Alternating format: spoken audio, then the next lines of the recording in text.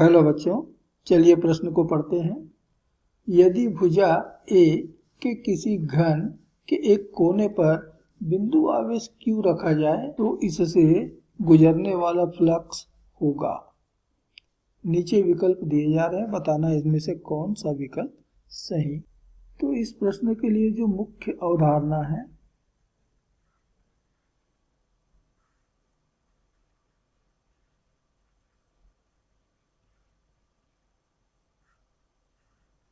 वह है विद्युत फ्लक्स।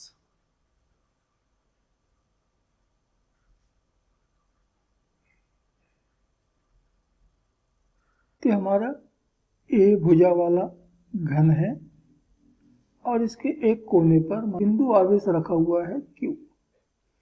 इस बिंदु आवेश Q के कारण हमारे इस पूरे घन से कुल कितने फ्लक्स निकलेंगे या गुजरेंगे, इसी की गणना हमको यहाँ पर करनी है।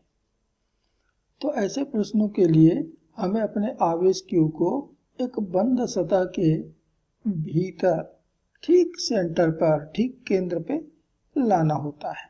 और इसके लिए जैसे हमें पिंड दिया हुआ है, जैसे यहाँ पर हमको घन दिया हुआ है, ऐसे ही जितनी चाहे उतनी, लेकिन वो न्यूनतम संख्या में हो, पिंडों का उपयोग आपको करना है।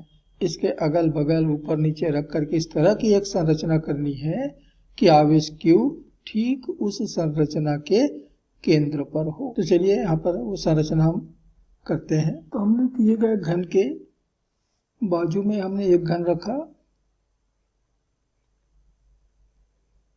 और पीछे में दो घन रख दिए, और इस तरह से कुल मिलाकर के चार घन हुए।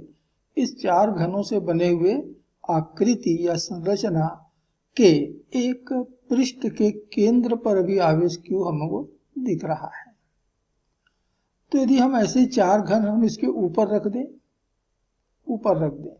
चार घन, ठीक, पहले के ऊपर एक घन, दूसरे के ऊपर एक घन, तीसरे के और चौथे के ऊपर चार घन और रख दें, तो हमारा आवेश Q उस पूरी संरचना के ठीक केंद्र पर होगा। तो हमने इन चारों घनों के ऊपर में चार और घन रख दिए, बिल्कुल वही आकृति, वही आकार का। ये हमारा पांचवा घन, ये हमारा छठवां घन, इधर हमारा ये सातवां, और इधर है हमारा ये आठवां। तो ये 8 घनों से जो मिलकर आकृति बनी है, हमारा आवेश Q ठीक इस आकृति के केंद्र पर है। अब हमको मालूम है कि किसी आवेश Q से सभी दिशाओं में चारों ओर जो फ्लक्स निकलते हैं वो गॉस के प्रमेय से हमको ज्ञात होता है। तो गॉस के प्रमेय से आवेश Q के द्वारा दिया गया कुल फ्लक्स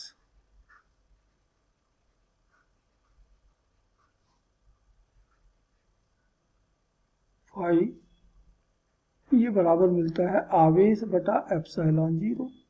इतना फ्लक्स ये आवेश Q अपने चारों दिशाओं में दे रहा है, ये सब दिशाओं में दे रहा है। अभी आवेश Q 8 घनों से मिलकर बनी हुई संरचना के केंद्र पर है।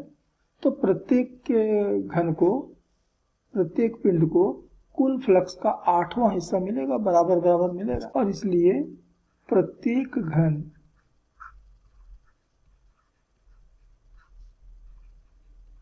से गुजरने वाले फ्लक्स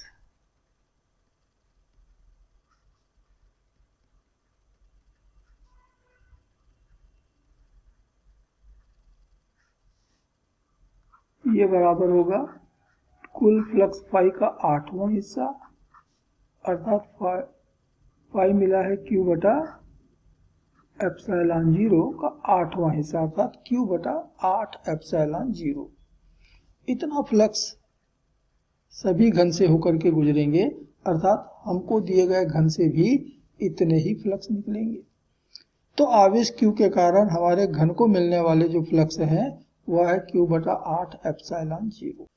और इसलिए इस प्रश्न का सही उत्तर है विकल्प बी।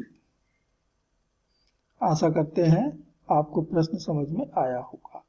धन्यवाद।